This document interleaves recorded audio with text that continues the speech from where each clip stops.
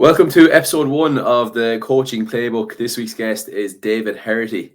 So when we recorded this in the summertime, we didn't know, but David has just been appointed as the goalkeeping coach for the Tipperary Senior Hurlers.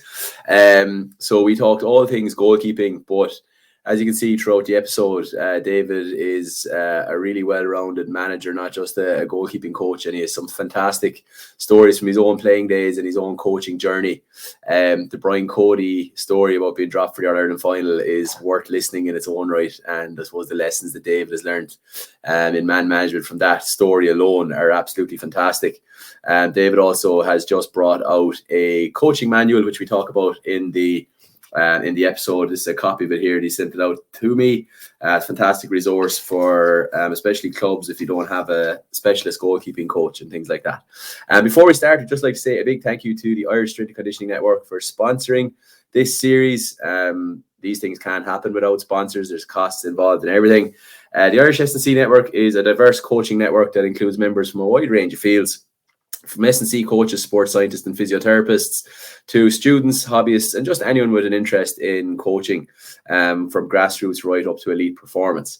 As a listener of the Coaching Playbook, the Irish S&C Network are offering you a 30-day free trial. All you have to do is go to the IrishSNCNetwork.com and use the code ISCNPLAY at checkout. So that's ISCNPLAY, all one word, at checkout to access all the fantastic content available on the site. So thanks for listening. Like and subscribe to all our channels, and I hope you enjoy it. Today's guest has pretty much done it all as a player and is on, I suppose, a path to try and do the same as a manager. And he has just released a manual on all things goalkeeping coaching. So our focus today is going to be primarily talking about goalkeeping coaching. David Herity, you are very welcome. How are you? Great, Adrian. How are you keeping that? I'm good. I suppose, David, we've paddled the same canoe a few times, but not at the same time. Our coaching and management careers have kind of crossed over a little bit. I think you took over as the Kildare manager not long after we had finished up. Joe Quaid had finished up. I was part of his coaching team, and then obviously I donned the Bonish door bib and dug a couple of people. We have a few similarities. You jumped straight into management, really, I suppose, from your playing days. You didn't give yourself then into the Kildare Hurlers, where you've only just finished up. Question would be: do you see any major differences in coaching male and female players? I would. I think the commitment levels of both are pretty similar. I thought my eyes were open just to the level of commitments that the Dublin Camogie girls were at. I would have thought that it possibly would have been at a different level when it started. I would think there's very, very little. I think where the big kind of difference is between both of them. The girls would soak up absolutely every single bit of information that you are willing to give to them, and I think the reason they do that is they're probably not coached as well at underage or back with their clubs as well. Not everywhere all over the country, but sometimes clubs can somehow. They can put a lot of the resources into the male side of the game or the male part of the club, a lot of the finances, and then the girls get maybe, a father or an uncle or someone who has retired on the coaching side of things, and it sometimes is an afterthought. Where in the male game they get the best of the best, and a lot of the resources is pumped in there. And obviously the male game is further ahead, but it is because of the level of finance that is available between psychologists and nutritionists. But everything is catching up now. Analysis, everything is catching up. Like if you look at, I'm sure any of the teams that when you were involved with Dublin, and how things have progressed over the last few years, it has taken on a whole different level, and the girls are able to rise up to that. So if the resources are made available, I feel that there's little or nothing in the difference. Obviously in the strength and speeds that the lads can get up to, but that's just genetics. Like the girls are willing to put in the same level of effort, and I'd be incredibly invaluable to my years as a coach, because I did a year coaching with Dublin Camogie before I took over as manager. The big thing for me was they provided me with an opportunity to actually go back and realize what coaching is. A lot of what I would have come in, from the first year of coaching, I would have just basically shouted instructions. It wasn't coaching. It was just, this is what you do, get in and win the ball and off you go. And then you kind of realize, like simple things like rucks, get in and win the ruck. And then you realize, well, what the hell does that actually mean? And you actually had to go right back to what does actually winning the ruck mean, and then break every single thing down, because the girls didn't know, and not out of, they weren't coached it, or maybe again it's the ignorance from my own part, and maybe coaches that might have been involved before, that we generally just tend to shout the instructions without really getting down to the basics. So that provided me with the opportunity. It was a massive eye opener, and obviously I've been very grateful to take that into any of the rest of the teams I've been involved with. Yeah, I remember writing an article years ago for this crowd, and it was, are you a trainer or a coach, and the difference between the two. And I think anyone that's been involved in hurling really could go out and set up a training session, but not everybody can go and coach it. I think it's a crucial distinction, really. I think I had a similar experience this year at the Dublin Minors. I suppose I'd been with adult teams for so long that I actually found after the first couple of sessions that my coaching wasn't good enough and my language, that I suppose not a rot, but like I was coaching players who were at a certain level and I didn't really have to come down, and I actually struggled with it for quite a while, is to kind of, I suppose, be a little bit more give better direction and use better language with the young lads. So it was definitely an eye-opener for me. As you say, you can think you're coaching, but you're not sometimes. So it's very, very interesting. Along the lines of that, David, you coach primarily. And for our listeners who might not know the difference, what do you think the key differences are at intercounty level between the two? Intercounty and club, the big thing for me is the commitment levels of the players. What I love about intercounty, and what I find very difficult to go back to coaching club, is the fact that you have the best of the best available to you. The fact that you also have, if someone gets injured, you're not looking back to your club kind of junior B team and trying to bring someone up. You're looking back to, there's another 100, 200, 300 lads that are available at club level that you're able to go back and pick the best of them, or go to the under 20 grade. So it's just availability of the players. Again, it comes down to the commitment levels of, and I only spoke to a friend of mine who's training a team there the other day, and I said, how did he get on championship the weekend? He's like, 4 lads are going off travelling there for a couple of weeks. They just booked the holidays in the middle of championship. And you're kind of just going, well, how do you... He goes, I've just become acclimatized to it now. It's just what happens. Like, or someone just doesn't turn up. And again, it could be the main player, it could be your free taker, and you can't drop them. And I find that very, very difficult to be able to put up with that. I wouldn't have a great amount of patience when it comes to, you're either there and you're fully committed, or you're not there at all.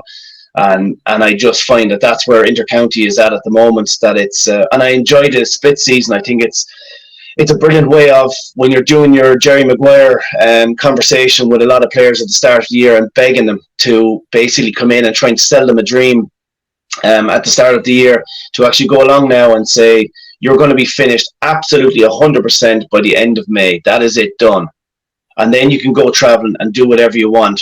But you get buy-in, and once they're committed, they're absolutely fully 100% in, and that's great. Whereas club players, and still, and it depends on the club, obviously, it depends on the area that you're in, but there's still a little bit kind of like, you need me a bit more than I need you kind of job, and that just kills me. It would just kill me to be listening to that, or to, I suppose, to have the patience for it. But then again, you like in any scenario, when you go into your team, when you've gone from senior players to minor players, you, I suppose, become acclimatized to it. And I just, it's the commitment. I just love it. I love the fact that when you're in with inter-county team, that everyone's there, they're available, they're most of them are hungry, they're eating up what you're saying. They obviously have the facilities, and you have the facilities to try and improve them as well. So it's all there for them.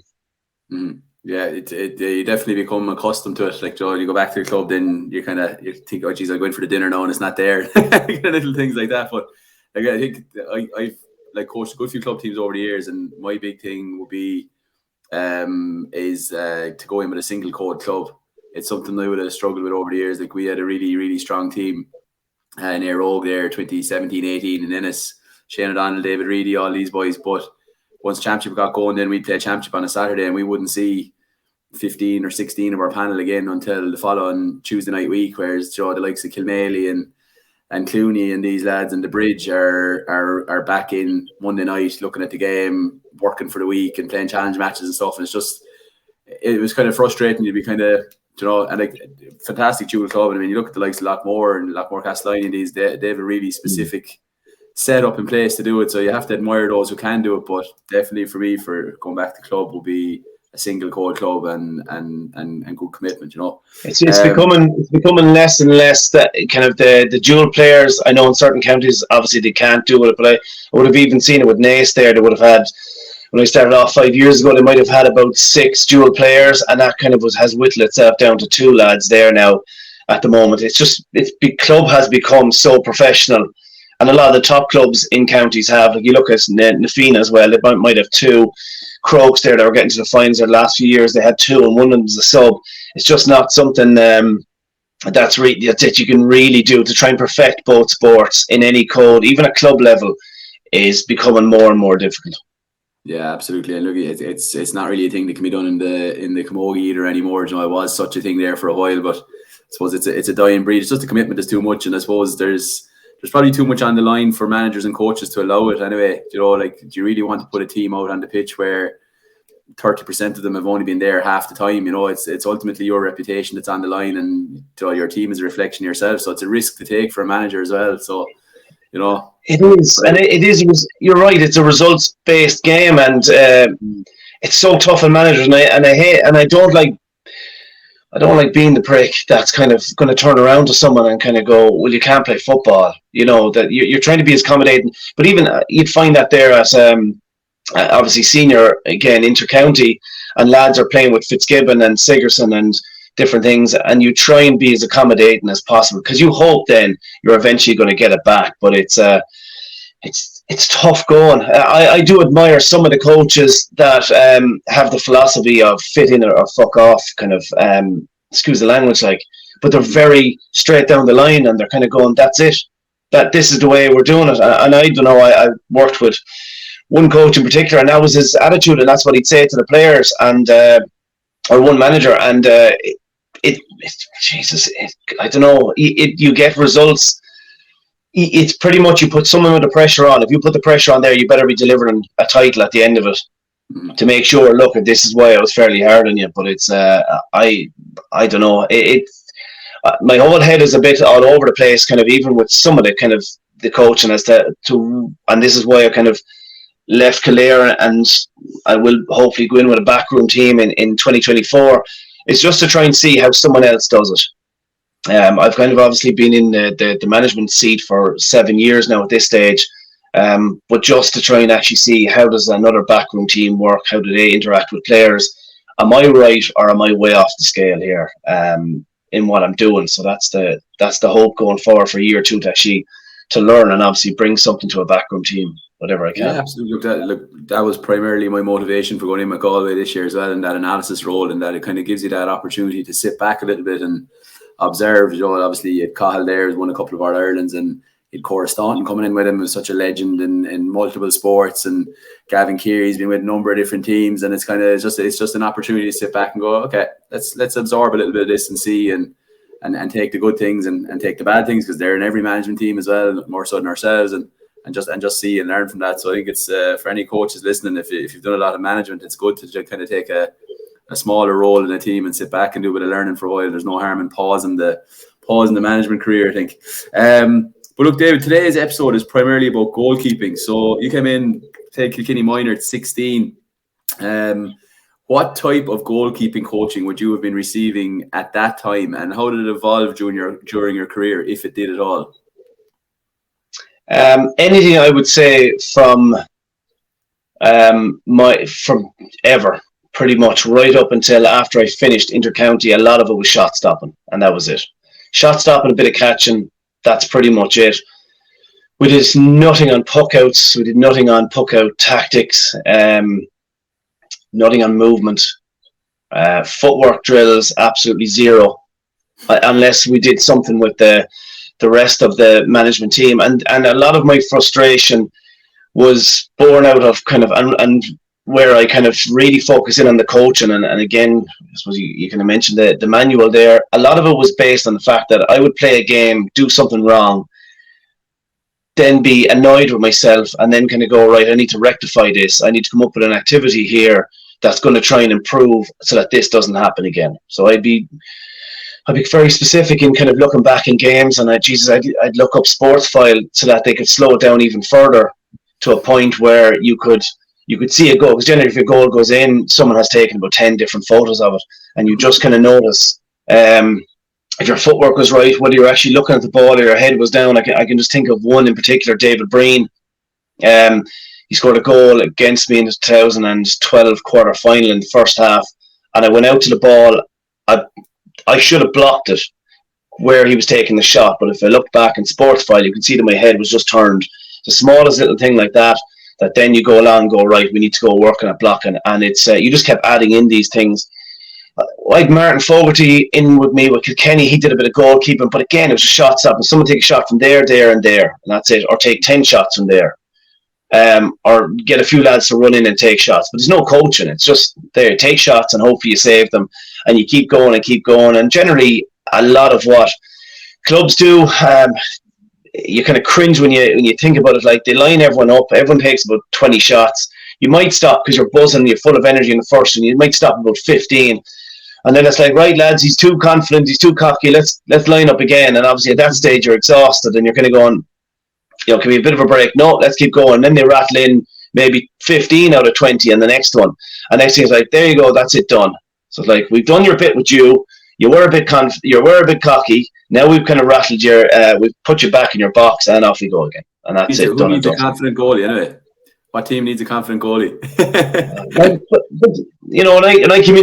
When I came into Kilkenny, I was in on the panel in 2003. James McGarry had fractured a hairline fracture in his ankle, so I came in for about a month. We'd won the league. PJ Ryan had an outstanding league final. He'd made a brilliant save near the end to win that against Tipperary. But the goalkeeping sessions that were done there were McGarry would go one side of the field, PJ would go the other, and they would rattle balls as high and as long and as hard as each other. That was it. You go to the width of the field. So when I came back in, when I was then invited back in 2008, it was the exact same. Everything was the exact same. So I remember going up to Martin Fogarty at the time and kind of saying to him, is there any chance I can go up into the goal and actually do a bit of practice in goal instead of just being outfield? And Martin at the time was like, well, the two boys, they're basically top of their game, and this is what they do. They go across the field and they go rattling balls, and I suppose you can't argue their first touch was outstanding and their catch was outstanding, but if you were to ask where, it's a pretty nuts that you can kind of go that 15 years ago, how to become a better goalie was don't stand in the goal. Practice out the field. And that was it. And it was only a case of then after a while, I was like, I can't do that. Because I had the worst year with the club that year. I was third choice goalkeeper, basically a glorified mascot with Kilkenny that year. We won the All-Ireland, but I was horrific. I didn't play any of the matches in training. I didn't get any chance to do any of the training beforehand because we couldn't go up to the goal because that was looked down on. And then I went back to the club, and I remember my position under high balls in around the goal, just knowing the area was brutal because we didn't get back to the club until maybe 10 days before championship. And that was it. We got one game and we were knocked out. And I remember just thinking that was that. 2009, then as soon as we were in, we were going straight up to the goal and we're spending our time there because it's, Jesus, obviously it makes sense. But like that was back then. Things have improved. But when I finished up with James in 2014, it was the same crack. It was just shot stop and a few high balls in. That was it, done and dusted. Yeah, I suppose like that would be, I suppose, reflective of the game at the time, maybe as well, in that like there was never really much put into first year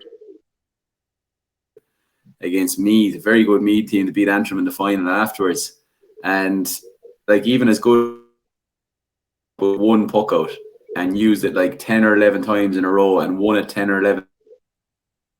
We thought we were after like taking. It's phenomenal, nobody is. Even if we go back to like analysis and things like that, it's been done. So they didn't have someone sitting up in the stand going, guys, this is the same move over and over again. It's just you never get away with that now. It's just teams are so well prepared. There's so many eyes on the game. like it's just a completely different. Next question, you spoke about the manual there. Obviously, you had that experience as a player yourself. How does what you do as a goalkeeping coach now, or the content of the manual, like it's obviously chalk and cheese, David. Tell us about the difference, or what kind of stuff do you do with the goalies now? The major difference is you have to get what's in the manual is the fact that, and the reason why I did it is it comes to this time of the year when championship is just about, could be anything about 2 months around the corner. I started in May when I'd finished up with Kildare, and I had some downtime in the evenings, and just to fill it up and just to not get that kind of a bit of a crash after championship and keep the mind going, I started this. The thing is, clubs then start ringing you around June, July, and they say you wouldn't do a bit with the keeper, because I'd say, and I'd often say, you know, if I ever go to do a course, my opening question is, on a scale of 1 to 5, how much do you do with your keeper? 5 being you do about 30 minutes every single night, and, you know, 1 meaning you barely know a surname. That's kind of where you're at. And I'd say predominantly you kind of get about a 2, and that's because they've poked a few balls in them. And my thing is that, at least I can go do a session, that's no hassle at all, but you're not, the keepers might learn a bit from that, and that's it. But unless you have a coach that's actually spending time with them, unless the goalkeepers actually have a proper progression, that you can do a series of activities, and there's loads of books out there. And even before I started this, you kind of look it up. The amount of podcasts, the amount of web pages that are dedicated, and videos online that are dedicated to football is absolutely through the roof. Football and goalkeepers is through the roof. The hurling goalkeepers it's such a neglected position. And on top of that, then you have lads who will come down and they'll do their bit of shot stopping, maybe a few puck outs, bit of catching, and that's it, and done. What I kind of hoped to do then is not just give a series of activities, but a progressive set of activities that can take your keeper from week 1 to week 6. That there's the 8 steps there between footwork and communication and shot stopping and first touch, and the game base where they're included back in with the rest of the team as well, and puck outs and the low block as well, and bring that together and see where your player is at, your goalkeeper is at in week 1, see them at week 6 then, and prepare them that way. But that a goalkeeper can literally pick it up, and there it is, to be able to talk away to their goalkeeper and know what to say to their keeper and ask the right questions. Or again, if a goalkeeper, and again, not all clubs are blessed enough to have full-time coaches or someone there that's available, but at least the goalkeeper can pick it up or have it there. It's waterproof, stick it beside the goal, have a look over. There's 4 activities there per session, and be able to look at it that way. But there's so many neglected things, like we spoke about there. Like for me, and I know you might talk about it again in a while, but the footwork is key to everything. And you often see there a goalkeeper and the ball, he drops the ball into the back of the net, but if you kind of, again, if you slow it back and if you see the ball coming in, you'll see the footwork, the legs crossing underneath him, the fact that they're not up in the balls of their feet, they're not getting over and then catching the ball directly, trying to underneath their head, where they're in that strong athletic position. And again, that comes back down to their foundation, which is the footwork. Like every keeper should be doing that for 15 minutes of a training session. And it's not just footwork and no ball. It can be footwork and you can be taking shots, or footwork and then you're coming out and you're rising and you're hitting a target. But your feet, if your footwork is spot on, that then adds to everything else. It's a bit like if you go back to the Nicky Quaid save in 2018 when he made that save against Cork. The ability to be able to go in, he's going in one direction, he's coming back, bounding back, and he's getting the flick. Again, that all comes back to the stability of the legs, the balance that he has, obviously the footwork that he's done to be able to do that. Other keepers will go in one direction, the knee will buckle, it'll head one side, fall into the net, the ball's buried in the back of the net, and no one will say a thing. But it's getting right down to the basics of that. And then the other thing is obviously communication is absolutely vital. It's completely neglected. If your keeper only has 2 major jobs, and that is to control his box, anything that comes in there, and control his backs. And if he's able to do that, again, to give Martin Fogarty credit, he can said before, if everyone else does their job, the keeper shouldn't have anything to do in a match, which is obviously, it's very simplistic, but it's a fair point. But if the goalkeeper is able to organise his defenders and make sure that everyone's in the position, they get very little work. And that is something that has to be worked on with your goalkeeper. If you're a manager, pretty much the goalkeeper should be organising absolutely everything. You're organising from the sideline. You should be organising from the goal. And I would say out of any of the keepers I've ever coached, Paddy McKenna is the best from Kildare, absolutely outstanding. And I only realised how outstanding he was when we had a video behind the game. And I just listened to him I wanted to see where he was hitting the puck outs and just the movement of the forwards. And just to listen to him, just how clear, concise, given obviously the person's name as well, but just the instruction. The instruction was clear and concise, and he was extremely loud. He's outstanding. Sean Brennan has improved. I've spent some time with Sean over the last few years between different teams, and he has improved dramatically as well in the way that he can organise the defence. So it's where I'd be quite critical of certain teams, of just if you look back in the Leinster Championship and you're looking at communication there of, when somebody is running directly straight in on goal, if you think of the Walter Welsh goal or the Mikey Butler goal against Galway in the Leinster final there this year, they're just running straight through. Why has nobody been released to go across and meet them? Like, your job as a keeper is, if someone's running in, you have to release a defender. Your job is to try and make sure that the most amount of passes go on in that area, because that's where the panic stations go on. That's where someone overhits a pass or the under hit a pass, and then the whole thing is messed up. If you allow someone to just run straight in and bury it, you have no chance. But that all comes down to the keeper. A lot of work has to be put in, and that's why it's one of the main sections of the book. Yeah, I suppose like the big thing that's coming to me out of that, and is any coaches listening in, is you can't have your goalies and your defence working in isolation. So you can't step out into a game and say, right, well, the goalie's done his work. Like, it's crucial. So the big thing I'd always say, I've never coached a goalkeeper. Like, when you're doing analysis and one-on-one stuff, and you get roasted, whose fault is it? So, like, I suppose it's your responsibility to be selfish and pull defenders back into that space and organise and stuff like that. So it's crucial. And look, it does lead me on to the next question. Like, I suppose one thing we haven't touched on here is just statistics and how the game has changed. And with the roughly in an inter-county hurling match, a goalie's going to have the ball in his hand maybe 40 times, maybe more than 40 times, uncontested possession. So, like, that's how important the keeper is. Like, if you think, if an outfield player has the ball in their hand 15 or 16 times, they're having an absolute rager of a game. So it's like the goalie is going to have it at least twice as much. So it's so important. But what the question I have for you would be, like, you started the year, what are the 5 key things you'd work on with a goalkeeper? And I remember when we started off coaching, Willie Banks is big into goalie coaching as well. You've probably come across him. I'd always be slagging him, saying back in 10 years ago, sure, all you have to do is block the ball and puck it out.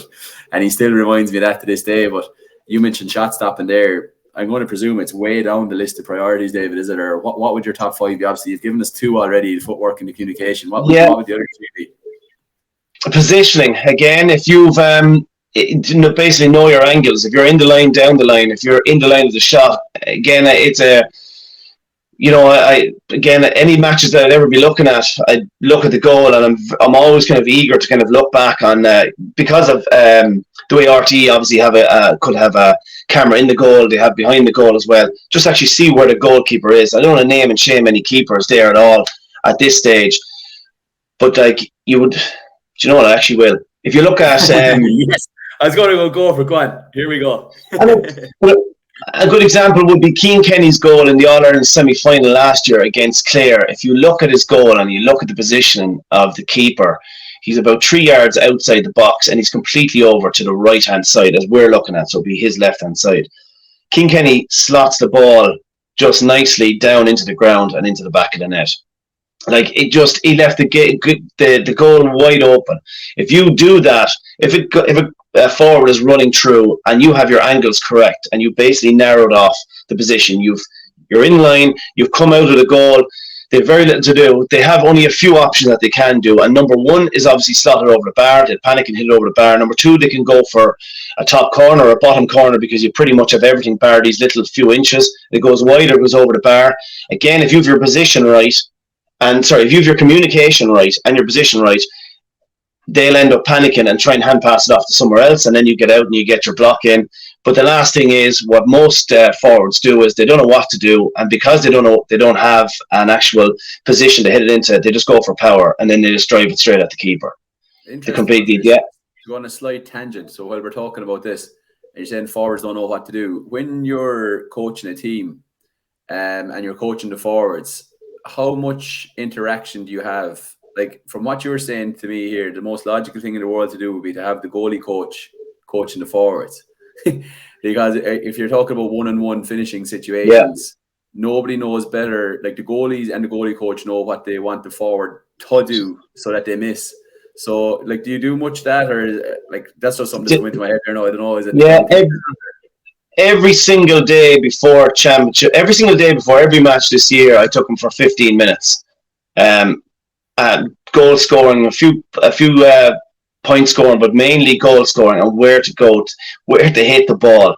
And again, if you're running in across the goal, if you look at Conor Whelan's goal against Owen Murphy this year in the Leinster final, he's running in from the Hogan stand and he slots it down in. He doesn't go across the keeper. Most forwards go across the keeper, and the keeper's already in the position. He's ready to dive and he's ready to make that save. Conor Whelan's running in and he slots it down to the far side, and no one doesn't have a chance to kind of react back to it. We've done so much. That's not an accident, like. Oh, it's not an accident. And no, that's been drilled, like. It has been. And again, if you look at the second goal, actually, Jason Flynn's goal against Owen again, it was a perfect example. I think it was the third or fourth goal we got that day. Again, Owen actually fell back into the back of the net, and Owen is obviously an amazing goalie, but Jason Flynn was running down to, trying to see what way the camera works as you. Again, it's a Hogan stand. Owen was diving because he thought he was going to go across him into the Cusack, and Jason Flynn just slotted it down to his right. And Owen was completely off balance and ended up actually doing 2 somersaults back in, kind of into the goal, or tumbles back into the net. But that's the kind of level of finishing. It's we had it once this year. Jerry Keegan did it against Offaly in the league final in the first few minutes, and it was just beautiful because we'd practiced it so much, and eventually came in. Now, hopefully, we wanted to kind of hit it down low into the ground. Jerry hit a top corner kind of job, but again, he didn't go across the keeper. Keeper was ready to go straight away over to this side, and next thing was just slotted down in lovely into the back of the net. You have to spend time. Again, you're right. The goalkeeping, trying to actually get onto the forwards, going, this is what you do, and they're there fighting you, and you're kind of going, I'm telling you, this is what we all. You're kind of trying, without insulting them, we all know what you're going to do because you do the same thing over and over again. We're already going. Just slot it down there. I guarantee you'll get a goal. Pat Organ got a goal. I think it was against Clare this year in championship as well. He went near post. That's just right. Again, just so many examples. I actually thought that this year was the best year I've ever seen it done. Back in the day, I could only think of one. It was Lar Corbett against Donlow Cusack. I don't know whether it was a Munster final. He ran in and slotted to the wrong side, and Donlow was gone the far side. But this year was the first year where at least I could name probably 12 goals there. Tipperary were excellent at it again there this year, of slotting it down to the wrong side, or kind of not going across the goalkeeper as you're coming in at an angle.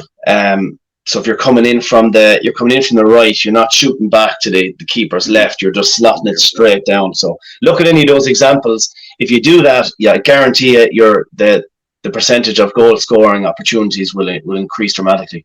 It's insane. Sorry, and then it's insane the level of detail it's gone to, isn't it? Like, Joe, like I'd be chatting to Willie there, and I knew that Dermot Moore in Dublin as well, and he'd be talking about Joe taking penalties against opposition and the Hurley hand and the weak side, and like the level of information that's available to players now with regards to their finishing is just it's just insane, isn't it? It's unbelievable. Like, and it's all away by the level of detail people are going to as well.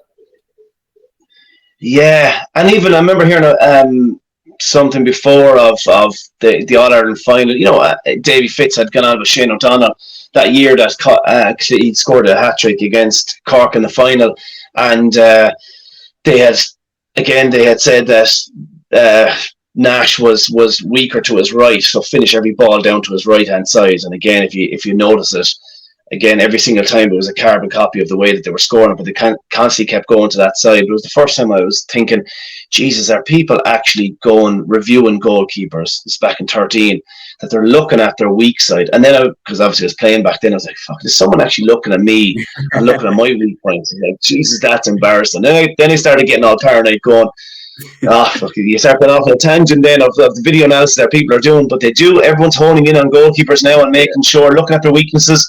looking at whether they're decent in the air or how comfortable they are when they're coming out with a ball, or whether a team actually uses a back pass to them. And if they don't, well, then there's a great chance that you can press, because obviously the likes of Limerick, when you're talking about stats and stuff like that, I remember looking at it there this year that they used Nicky Quaid touched the ball 12 times from open play in the Munster final, and again that included 5 back passes. But again, other teams just don't use the goalkeeper because they don't trust the goalkeeper. And then obviously that takes a whole different element to your game. Nicky Quaid's outstanding for give the ball back, and then he's able to spray the play. He's able to set up attacks. And again, he set up 4 points from that Munster final just from open play. It wasn't just directly from him, but just calmly giving it out to the next man, and building from there. Whereas, again, other teams are still, even if they do give the back pass, it's just driven long and lost. Yeah. One of the best teams, actually, I'm not sure if you're still watching much Camogie or not, but probably Cork took goalkeeping to a different level this year with Amy Lee. Like they were using her from open play the whole time, switching the point of the transition.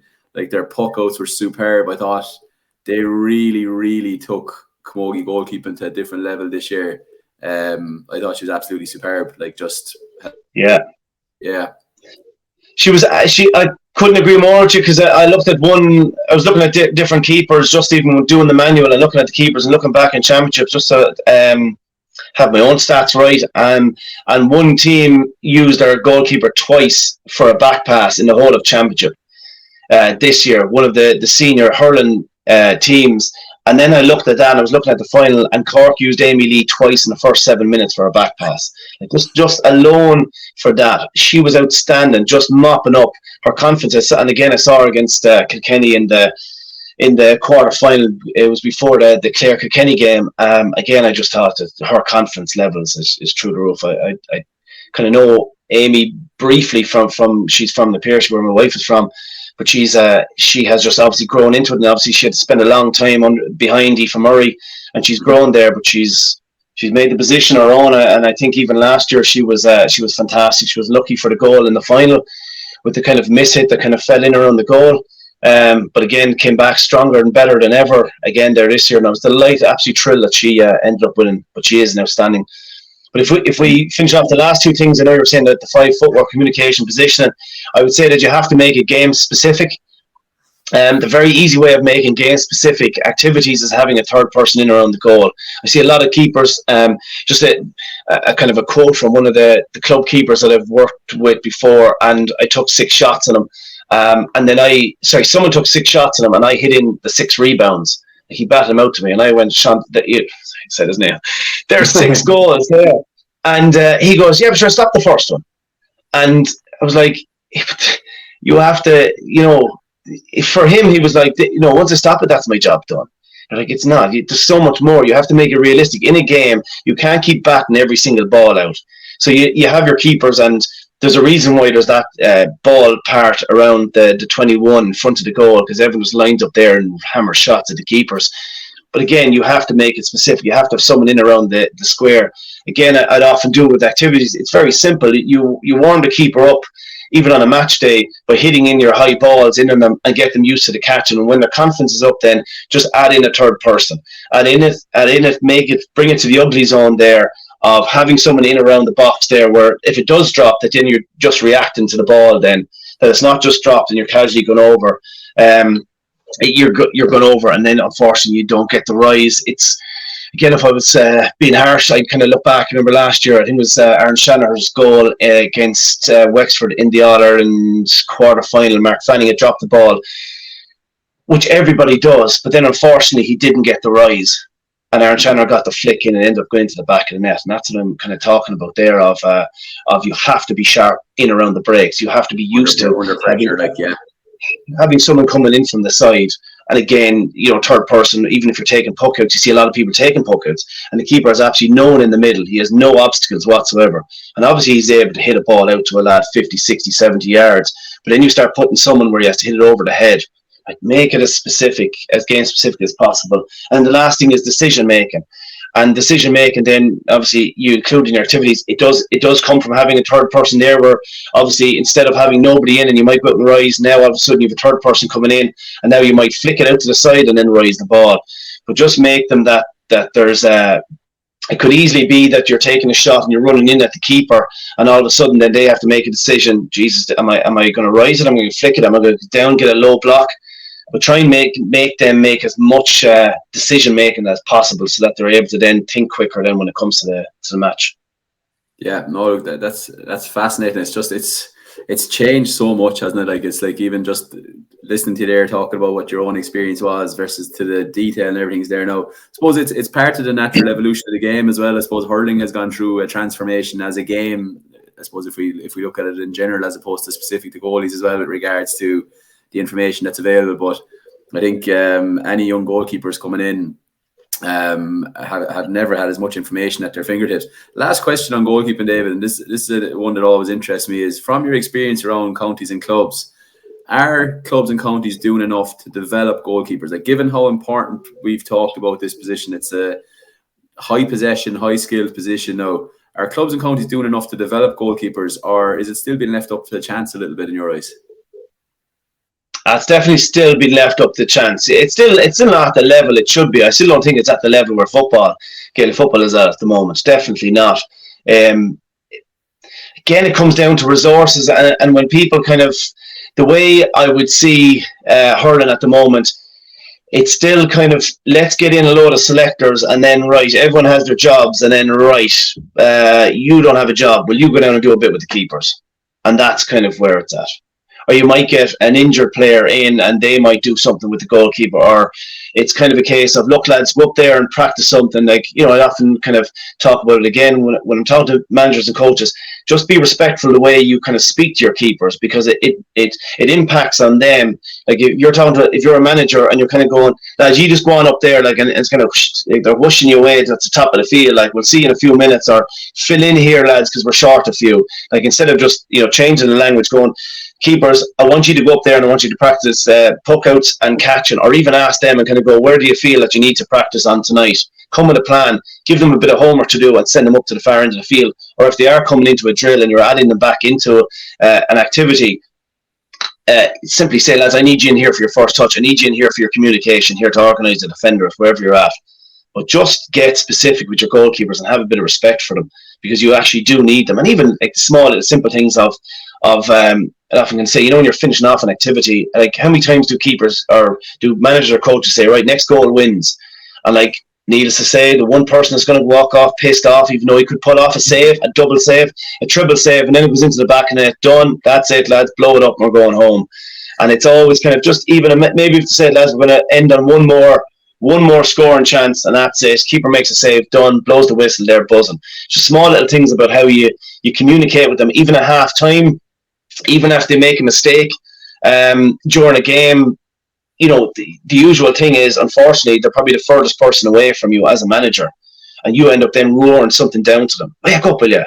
And next thing, obviously, like, most keepers are a bit headstrong, and they are a bit, Jesus, they're a bit like Katie Kaboom back in the day in Animaniacs. Like, they can be explosive, and if you're pissing them off, they're going to take out their anger, and that can go in any kind of way. You need a calm and controlled keeper. So I'd often kind of say, if they do make a mistake, have a chat with them at halftime, or even send someone down and just have a brief chat with them.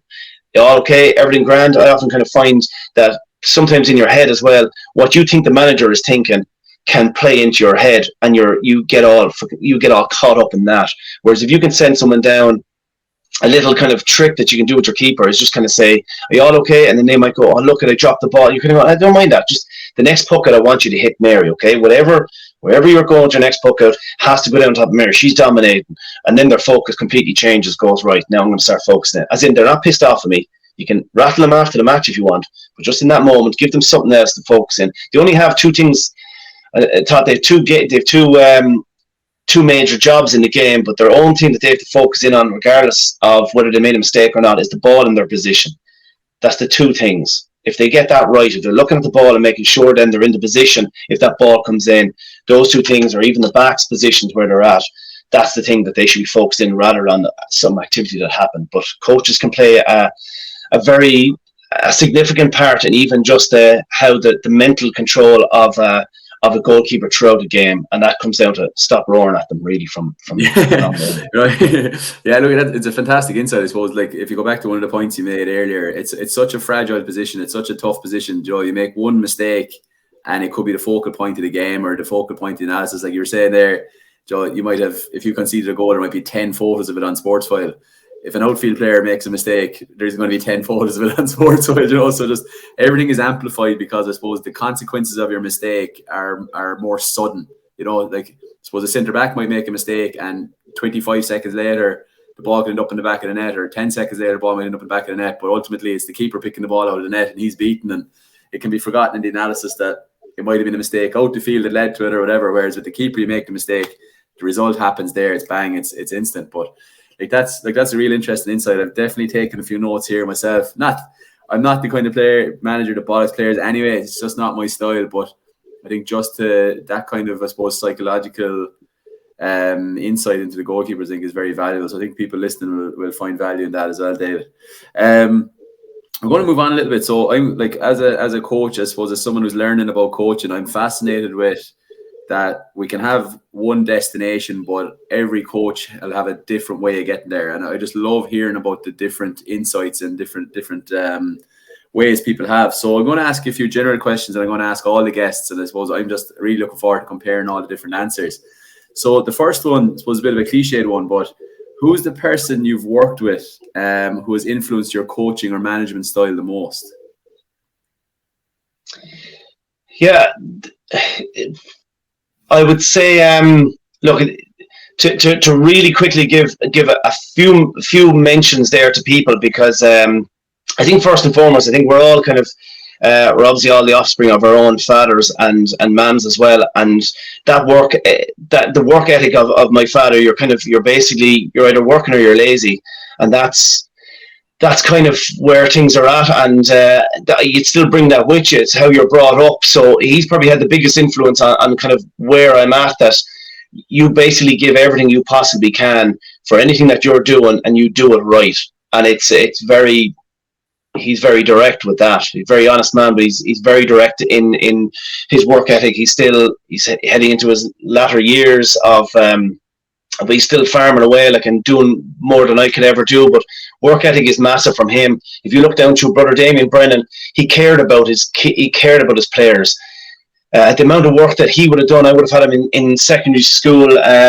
He would have obviously coached me. We won at colleges, and I got to a B All Ireland as well. And he would have spent every evening then doing grinds with us, doing grinds not just with me, but like another group of 5, and then that broadened out when he was with the county minor team. He would have done grinds. I know Richie Hogan, Paddy Hogan. He would have done so much outside of hurling, and to actually have someone that cared about that was just absolutely massive. Brian Cody is probably the best motivator I've ever seen. He'll find something to be pissed off with to motivate a team and to get them to succeed the way they were. So that's where his real big strength was in always having something new to focus in on. Michael O'Grady kind of calmed me down. Just the last two, Michael O'Grady calmed me down. I was quite I would say a rude coach when I came in with Dublin Camogie, because I believed I'd probably come from an environment where when you walk into a dressing room, don't say hello to anyone. Like, they should respect you, you know, kind of. And that kind of fear mentality of trying to strike a bit of fear in everything that you're doing. And I suppose even in the way I was coaching, I was kind of supposed to be the bad cop really that year. And then Michael kind of said, you are your own person. You've only 2 fucks a year to give out. Use them wisely. I thought it was the most amazing piece of advice that I've ever gotten. You see some managers, and they're effing and blinding every single night. It just loses its whole the whole impact of it. But that, I thought he was brilliant, and just kind of, he was looking at me and seeing how I was developing over the 3 years, but he'd constantly just give me little nuggets there to kind of work on and how to deal with players. And then the last one was Cathal Fallon. I went in with him my first year when I was with Kildare. We finished up early. I got bet by Roscommon in the... He had beaten them. You would have been with Joe's team probably the year previous, and you bet them by 26 points. Then we went down to Roscommon, got bet by a point. And it probably still is one of the lowest parts of my management career. But again, I did very little, if no analysis on Roscommon. So you're talking about where things have gone. I knew nothing about their team, knew nothing about we went down to that league.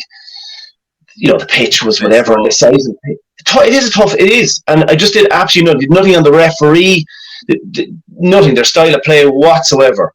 But the amount of things that I was trying to do on the way down, I was still trying to organise whether the bottles were going to be in the dressing room, whether we were going to the swimming pool afterwards. And someone had organised, Decky O'Toole, a wonderful coach that was with me, he had organised the hotel, and then I just double check, and then there was confusion, and I was ringing up the top of the bus. So all the stuff was going on in my head. And then I went in with Cathal, and we ended up losing that game by a point, like I said, and it was massive at the time. I went in with Cathal that year. He asked me to come in and coach their team. And then I just saw a manager who was just outstanding at delegating.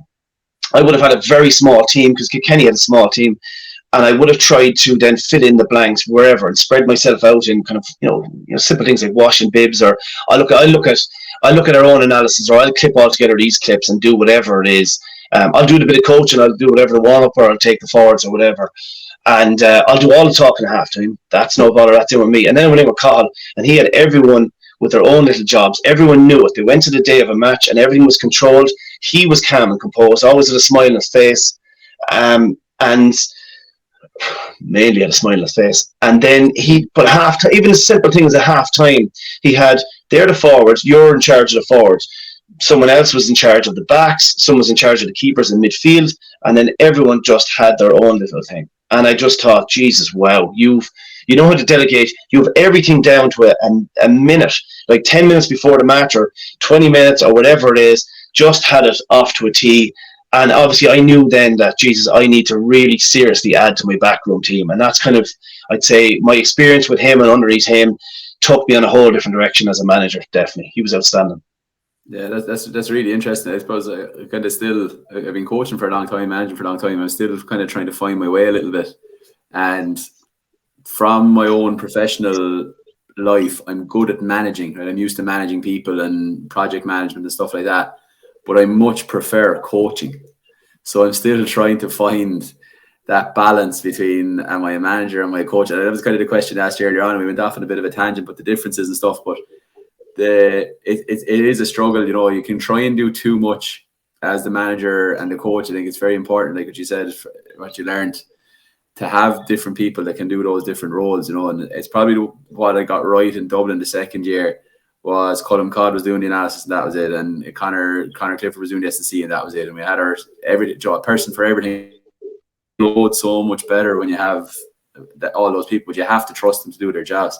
But the people you touched on there are very interesting. Michael O'Grady, obviously one of life's gentlemen, was very good to me as well in Dublin, especially when things weren't going well the first year. You get an all text off him, best of luck, we're bringing a bus down to the match, and it'll be fine, and this kind of stuff. Small little things, or an old phone call that were fantastic, gentlemen. But the Brian Cody one is really interesting.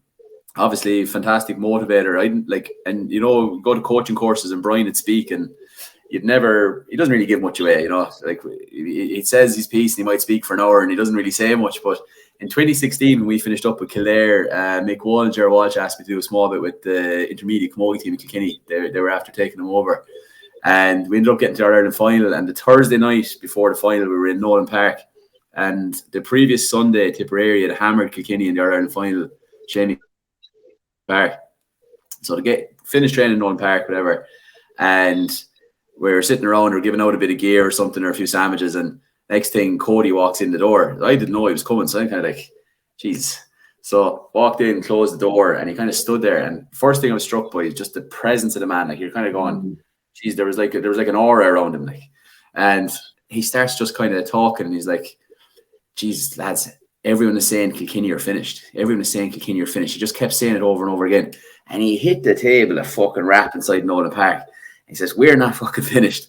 And he says, don't you forget, when you have that black and amber jersey on your back on Sunday, you're better than your opponent. You're automatically better than them just because you're wearing the fucking jersey. And he starts going off on it. And I'm just sitting inside in the corner going, geez, this is unbelievable. Like, I didn't know where to look. I was like, I'd never seen this side of him before as an outsider. And to this day, I still think, geez, I wonder, did he know there was someone from outside Kilkenny in the room? Because I don't think this is a side of his character that you see in the public. But I just I'll never forget how I felt leaving that room going, Jesus. like, this is unbelievable. I can only imagine how the players felt putting on that Kilkenny jersey on Sunday. Like, you know, just the motivation of the man, just the way he spoke, to come into a dressing room like that 4 days after losing All Ireland, to be so confident in himself. And I just thought it was unbelievable. Like, but that was my only experience of him. Obviously, you've had years of it, so but that's my Cody story. I'll never forget it. I know it's an incredible belief. He has an incredible belief in himself, number one, and then in the ability to win, regardless of, you know, again, we were down with 10 points in Galway in the Leinster final, and the key phrase, he came in the dressing room, and I knew we were gone. Like, the game was gone. It was gone from us. Could have been 12 points, and he came in at halftime and goes, anyone who thinks this game is finished, fuck off in there. And I was like, Jesus, okay, that's so. And I remember just thinking, Jesus, you actually think we're going to win this game? Like, but again, it was brilliant. Small and simple things. Now, we didn't win the game. We ended up winning the All Ireland, all right, after that. But again, that was just that was him motivating wise. You never kind of came in and got the same chat. The small little things. He knew when to press the buttons. He knew when to go after something. He knew when to go after someone on the team, or go after an opposition, or go after. Geez, even one year there, he went after we had lost. It was 2012. We had lost the All Irelands. We lost that Leinster final to Galway. We had continued on, but because we then lost Leinster, we were the second team in going to play the All Ireland semi-final. So instead of having 4 weeks before the final, we'd have to play against Tip, and then only have 2 weeks preparation for an All Ireland final. I remember him coming in and kind of just going, no one gives a fuck about this. Not even the county board want us to win it. They put on a club games the week after.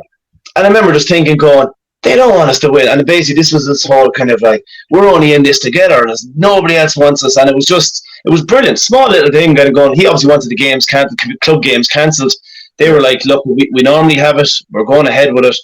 He just flipped it. And just little, he'd find ways of getting up for a game that way. Yeah, that's it. And there's other things. Look, we all have our weaknesses, and Brian had his way of doing things, and but motivating, you can't argue with his ability to motivate. He was outstanding that way.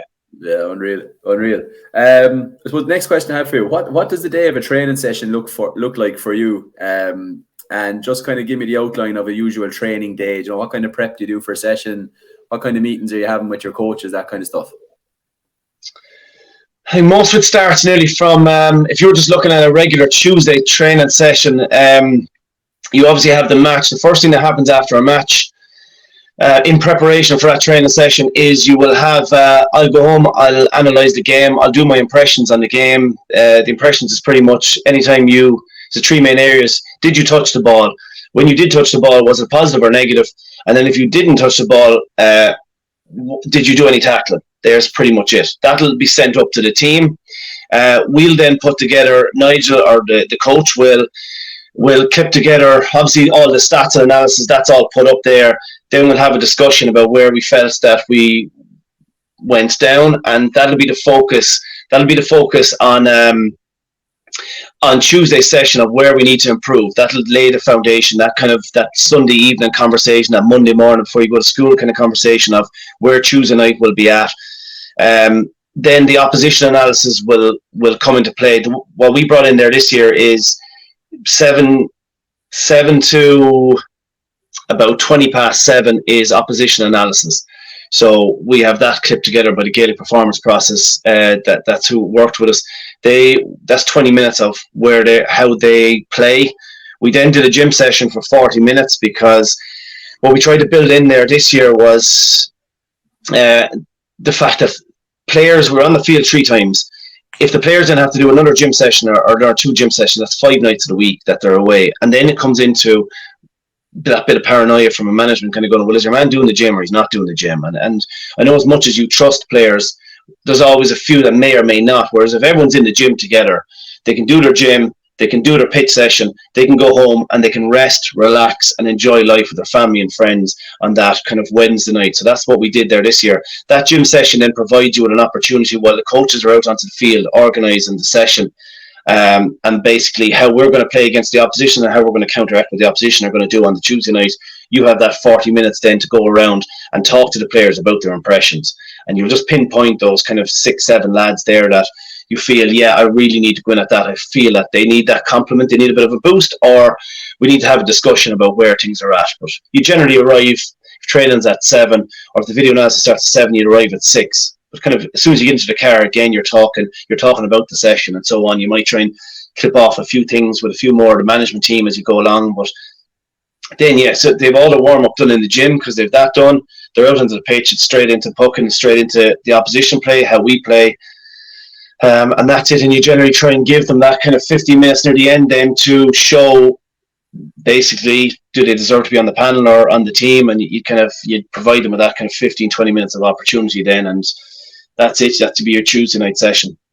Yeah, no, it's very interesting. The hour you're saying there, the hour and 5 minutes you have in the car, I always found that very beneficial as well. Anytime I was traveling for coaching, the car becomes your office a little bit, isn't it? It's just a fantastic way to catch up with people and get those crucial conversations done as well. It's all the small niggly ones that you don't want to have. You don't want to be talking kind of random rubbish when you get there. Like that's a perfect prime moment to look at a player in the eyes and kind of go, how do you think you played? You know, doing that on the phone, it just doesn't work. But if you're there with a player and then you can kind of see their own reaction to how they play, and that can tell a lot there when you stand in front of them. They're like, I think I did great. Yeah, scored 3 points. You know, and they're kind of going, you did nothing else. Like, you didn't do any work, right? But it's just funny just talking to them face to face and then be able to show them analysis or show them clips, whatever it is. It's a great opportunity. So you try and have all that kind of rest of the management talk done in that kind of hour and 5 minutes, whatever, in the car on the way to training. I'm just laughing there. Though, you reminded me. My big thing last year was that if I was leaving someone out of the team, I'd always tell them face to face. And players kind of copped it like that. If we were naming the team on a Tuesday before training, that if I was looking for a chat, that they basically meant to roll the team. I remember going over to Elise Jemison Murphy before training. I was walking over to her. I was like, Elise, and she just looked at me and went, "Oh no." And she just knew straight away. So, but look, as you say, it's better than doing it with a phone call or whatever. I think that little bit of personal touch. Sure. That's the only other thing I'd be very happy with. In a bizarre kind of twisty way, that as manager now, I got dropped for an All-Ireland final, obviously, which was the toughest thing. Because I remember going back into dress, I was shattered, like, and but like now when you're dropping players for matches, you know, and they're kind of going, oh my God, and they're all good. I actually have used with one person kind of go, look, I know how you feel, like, as in like a drop for an All-Ireland final. So nothing they say after that can really counteract, because they know it's rare that you're going to be dropping for a senior All-Ireland final. I know that whatever way that comes across, but it was a good experience. It's a good experience to have, because you can't tell me how pissed off you are, because I know. Because I remember at the time Brian goes, I know how you feel. And I went, I said to him, you haven't a fucking clue how I feel. Having a notion. And then he looked up and goes, do you know what? I don't know how you feel. I remember going, why are you smiling? Like, as in, like, this is earth shattering stuff, like. But at least then when you're talking to players, you're going, I genuinely know how you feel. I know how disgusted you are. I know it's a first round of championship or whatever it is. I know it, whatever. It could be anything. Last league game, you're just not starting. It doesn't make a difference. I know you're pissed off, but Jesus, you have a chance to come back from that, you know. And All-Ireland final is kind of such a final year. It was my last game as well, like, so I knew I wouldn't play the last game, like. So these kind of things, it is that's why it's good. It's good to bring these kind of own bit of experiences from players back into management side of things and try and help players probably deal with it a little bit more. Yeah, look, they're all the soft skills that are crucial to management. I suppose, look, I have a thing that, like, I don't necessarily think that excellent players make excellent coaches, right? Like, I think coaching is about communication and teaching and pedagogy and all this. But I do firmly believe that ex-players and excellent players make excellent managers, because, as you say, like, you've experienced all these things, you know how guys are feeling before games, you know what it's like to be dropped and stuff like that. So I think, like, a lot of the soft skills you pick up from your experience as a player maybe transfer more to management than necessarily to coaching, like, you know. But I suppose the line between the manager and the coach can be blurred quite a lot at the lower levels, maybe in club and stuff like that as well. But what are your 3 non-negotiables for any team you're involved in?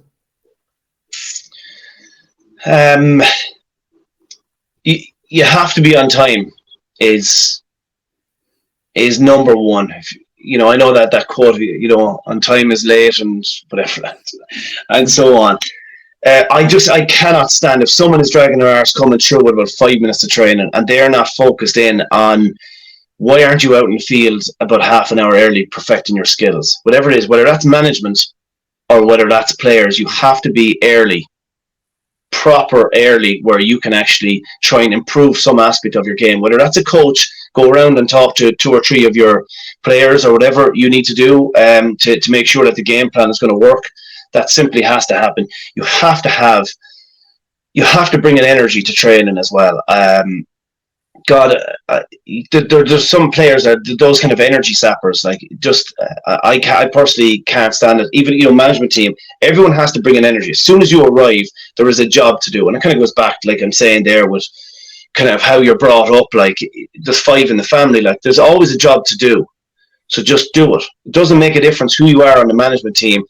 Even a day of a match, it rots me kind of, even if I see just a member of management team, or even kind of the players who didn't make the 26. Why aren't you behind the goal poking the ball out?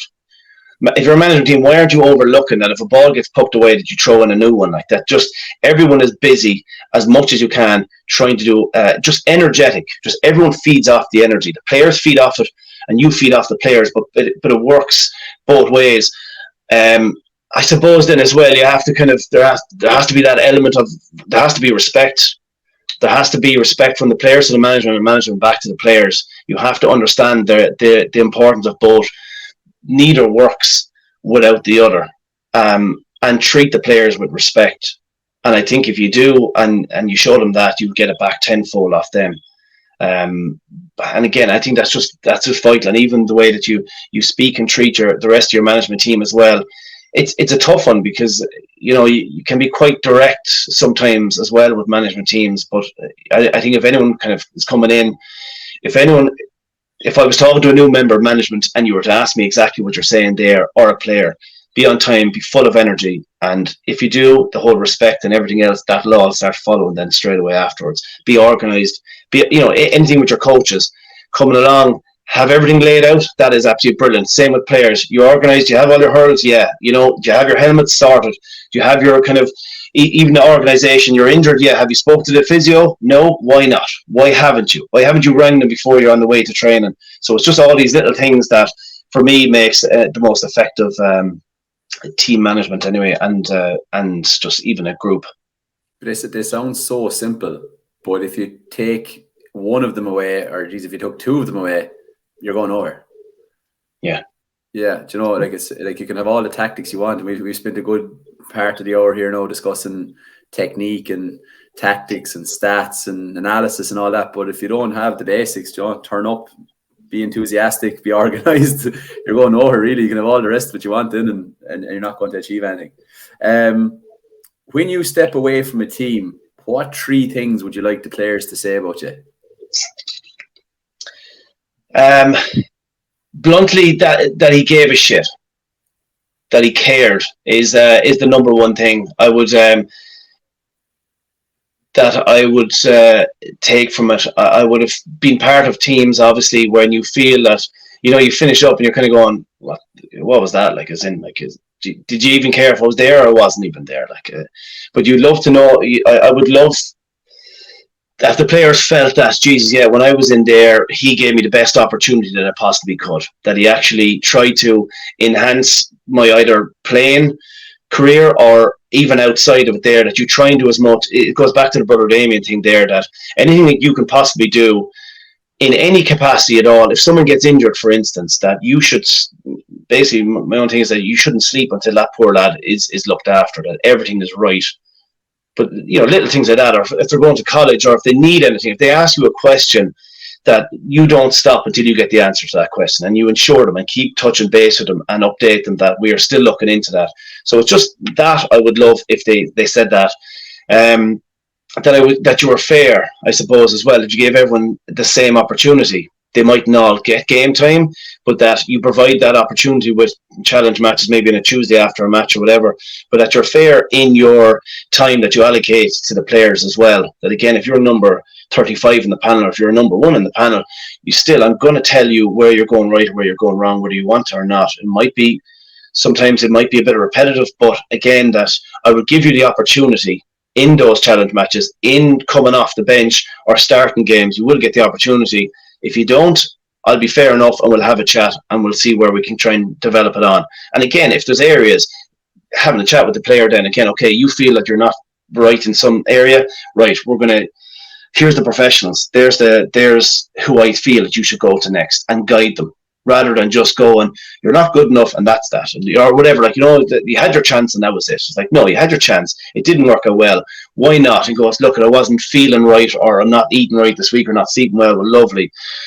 Nutritionist, if you're feeling down on yourself or the confidence is low, psychologist is there, and get them the help that they need, that they're going, right, it's not just all doom and gloom, that we can work on that. And the last thing, I suppose, you would want to feel that you left, like as a player, you left the jersey in a better position. You'd like to feel that you improved the standards within that county, and now it's at a different level, or club, wherever you're at, that this is now a standard that they will base it off, that you've improved things. It's not just a case of come in, do your job, and head off it yourself, that you are putting in that time and effort and really trying to raise the standards, and trying to even the other things of, as my time at Kildare, because you'd listen to the Dublin footballers, and kind of one thing I would have learned off listening to different things about them, of their connectedness back to the community, and about how they would spread their time out, that you need to have a certain amount of time for yourself, a certain amount of time for maybe your teammates or family, but a certain amount of time where you give that back to the community as well.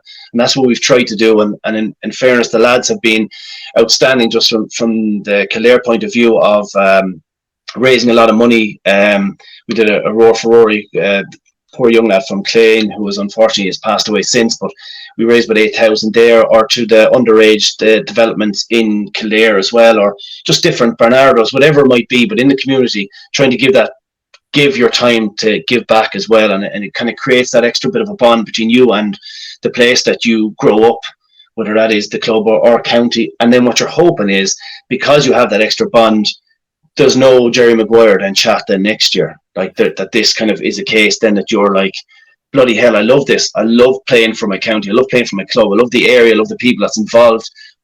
I definitely want to come back then next year when you make that phone call. Like, so I think those things are exactly, connection is massive.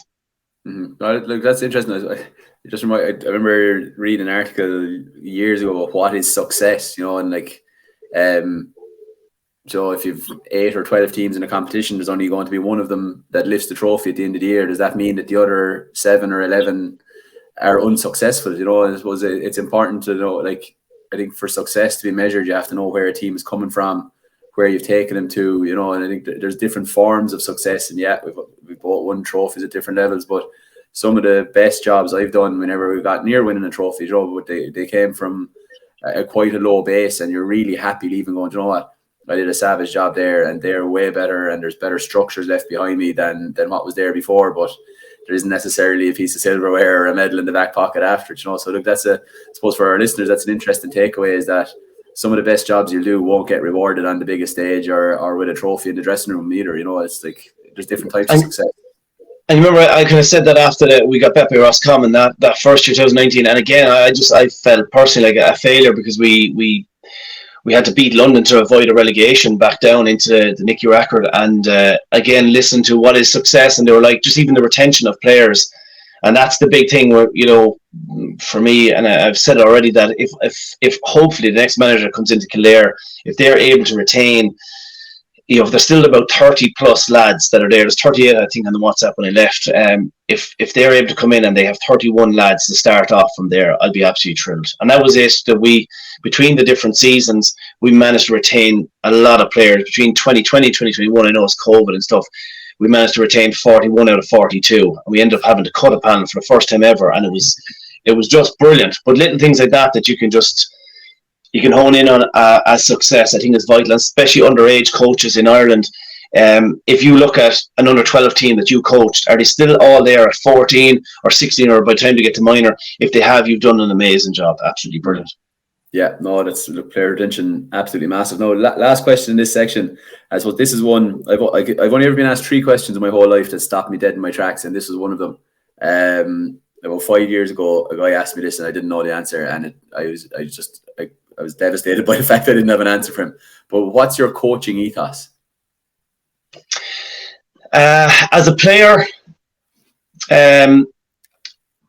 what I used to live by is try and aim for. It was Vince Lombardi. It was aim for perfection and hope you reach excellence along the way. That's what I would have went, but I would have went too intense in my own training, in everything that I was doing at the time. And why I left being a player and stopped is because I couldn't manage myself. Everything was just extreme to the absolute extreme of everything I did. So that was this. That was that. Now that I've changed into, you still have that to a certain degree, but my big thing would be you get to know the players and understand what makes them tick, T-I-C-K, or what makes them tick, T-H-I-C-K. Yeah. Again, if you know that, you know what buttons to press, you know how to make them feel good when they're down, or how to perk them up at half time, how to kind of get a little bit of a prod them there, that's good, you're going to get some sort of reaction. If you do, I think that, again, it comes to that connectiveness then, and that relationship that you have with the players, but that would be that's how I kind of treat things nowadays. And and I wouldn't have always been, something kind of come in the last few years, that definitely like year one again, just going into that coaching with Camogie, like, I didn't know what they did in college. I didn't care what they did in college. I was here to kind of basically shout out drills at them and bark at them and that kind of stuff. And then you kind of go, no, you have to, in order to be a proper coach or manager, you need to know how to communicate with them. And again, in order and get a reaction out of them and help them perform. And if that's the case, then you need to get to know them and make them realize that, tick or tick. No, the communication as a coach is so important. I have a phone book full of lads who know more about hurling than I do. Absolutely full of it.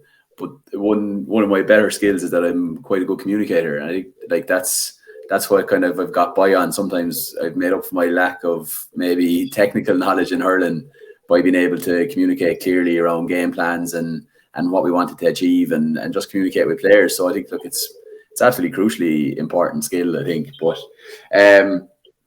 the next section we're going to go on to, David, I've given you the opportunity to turn the tables on me. I've given you a grill in here now for the last over an hour.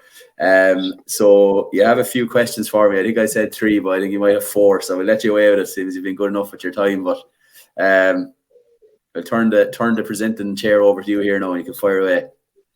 No bother at all. Yeah, I'm always kind of wondering just about managers. They kind of say that if you don't have stats, you just have an opinion. So my question is, like, how can you quantify if a player has improved under your coaching? Like, what tools or resources or assessments do you use to be able to communicate back to the player? Yeah, look, very, very interesting question. And I suppose up to 3 or 4 years ago, probably the answer was none. You know, I probably would have been one of these guys that would have assumed that at a certain level, the player would have to be of a certain competency and that the big focus would have been on game plans, puck out strategies, the bigger picture, and that it was up to the players to kind of come to the level that was required to do that. I suppose a couple of different people opened my eyes, like Colin Codd, Donny Fox, around the technical side of coaching and improving the individual. So the last 3 or 4 years, I would really have kind of come around to the view that obviously to improve the collective, the easiest way to do it is to improve each individual as you go along. So that's just a kind of little background on it. We've done it a few different ways in the past, like with Dublin. Colin would have been very much along the technical side as the analyst, and he would have gone into a lot of detail on huddle with regards to the technical proficiencies or gaps in technical proficiency on players, and then we would have gone and tried to identify them with the players and kind of doing work with them before training and stuff like that. This year with Galway, my role was as the performance analyst, so I've kind of gone about it a slightly different way.